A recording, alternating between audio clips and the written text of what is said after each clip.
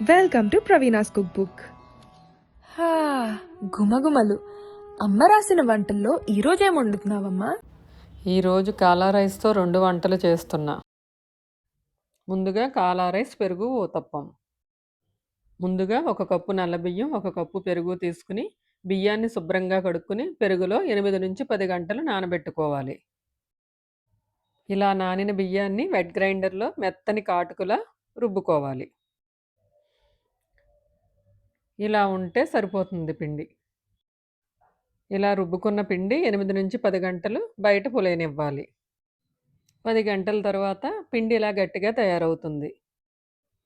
ఈ పిండిని 2-3 నెలల వరకు మనం ఫ్రీజర్‌లో ఉంచుకోవచ్చు. పాడవదు. 2-3 గంటల ముందు బయట పెట్టుకుంటే ఎమర్జెన్సీకి మనకు ఉపయోగపడుతుంది. ఊతప్పం వేసుకోవడానికి కావలసిన పిండిని తీసుకుని నీళ్లు కలుపుకుని మనం దోసల పిండిలా కలుపుకుంటే సరిపోతుంది. కలుపుకున్న పిండిలో సరిపడా ఉప్పు వేసుకుని, పావు టీ స్పూన్ వంట సోడా కూడా కలుపుకుని బాగా కలిపి పక్కన పెట్టుకోవాలి. షుగర్ ఉన్న వాళ్ళకి, బరువు తగ్గాలనుకునే వాళ్ళకి మంచి ఆప్షన్ ఈ కాలా రైస్. ఈ రైస్‌లో ఫైబర్ శాతం చాలా ఎక్కువగా ఉంటుంది. పెనం వేడెక్కిన తర్వాత 2 గరిటెలు పిండి వేసుకుని, దానిపై క్యారెట్, ఉల్లిపాయ, అల్లం, పచ్చిమిర్చి, కరివేపాకు, కొత్తిమీర, జీలకర్ర, వాము అన్నీ కలిపి పైన టాపింగ్ చల్లుకోవచ్చు. వాము డైజెషన్‌కి మంచిది కాబట్టి నేను ఖచ్చితంగా వేస్తాను ఈ ఊతప్పంలో. చుట్టూ కొంచెం నూనె, నెయ్యి వేసుకుని 2 నిమిషాలు దానిపైన మూత పెట్టుకోవాలి. ఇలా మూత పెట్టడం వలన ఊతప్పం పైన చిల్లులు పడుతూ లోపటి వరకు బాగా ఉడుకుతుంది. ఈ నల్ల బియ్యంలో యాంటీ ఆక్సిడెంట్సు, ఐరన్, వైటమిన్స్ కూడా చాలా ఎక్కువ అని చెప్తారు. ఈ రైసు గుండె ఆరోగ్యానికి కూడా చాలా మంచిదని చెప్తారు. ఇది అన్నం ఉడికేటప్పుడు భలే ఉంటుంది సువాసన. 2 నిమిషాల తరువాత ఇలా ఉడికిన ఊతప్పాన్ని ఒకసారి తిరగవేద్దాం. రుచిలోనే కాదు, చూడ్డానికి కూడా ఈ ఊతప్పం చాలా బాగుంటుంది. 1 నిమిషం పాటు రెండవ వైపును కూడా కాలనిద్దాం. 2 వైపులా పూర్తిగా కాలిన ఊతప్పాన్ని మనం ప్లేట్లోకి తీసుకుందాం. ఇదే పద్ధతిలో ఇంకొక ఊతప్పాన్ని వేసుకుందాం. మా నాన్నగారు నల్ల బియ్యంతో వండిన అన్నాన్ని రోజు తినేవారు. ఆ రైస్ ఉడికేటప్పుడు వచ్చే వాసన చూసి అన్నం తినాలనిపించేది. కానీ అన్నం ఉడికాక అది చాలా జిగురుగా ఉండేది. అన్నంగా కాకుండా ఇలా తయారు చేసుకోవచ్చు అనే ఆలోచన అప్పుడు వచ్చింది నాకు. దీని గ్లైసెమిక్ ఇండెక్స్ కూడా చాలా తక్కువట. ఈ ఊతప్పం కూడా రెడీ అయ్యింది. సర్వ్ చేసుకుందాం. ఆరోగ్యానికి ఆరోగ్యం, రుచికి రుచి ఈ కాలా రైస్ ఊతప్పం. ఆరోగ్యాన్ని కోరుకునేవారు ఖచ్చితంగా తయారు చేసుకోవాల్సిన వంట ఇది.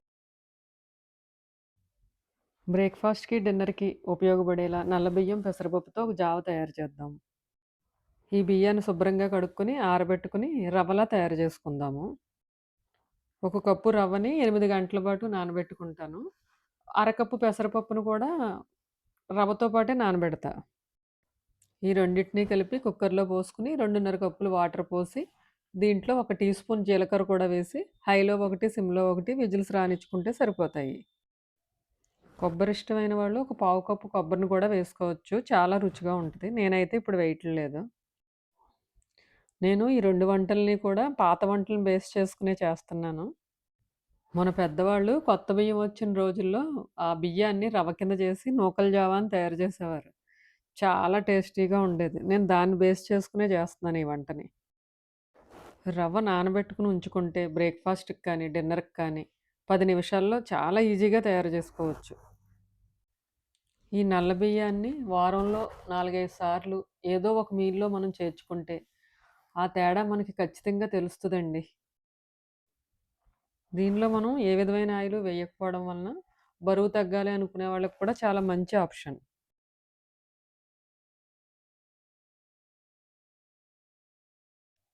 ఇప్పుడిది ఇలా ఉడికితే సరిపోతుంది.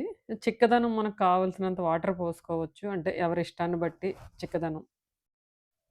ఇప్పుడు మనం దీనిలో సరిపడా ఉప్పు కూడా వేసుకొని 2 నిమిషాల పాటు ఉడకనిస్తే సరిపోతుంది.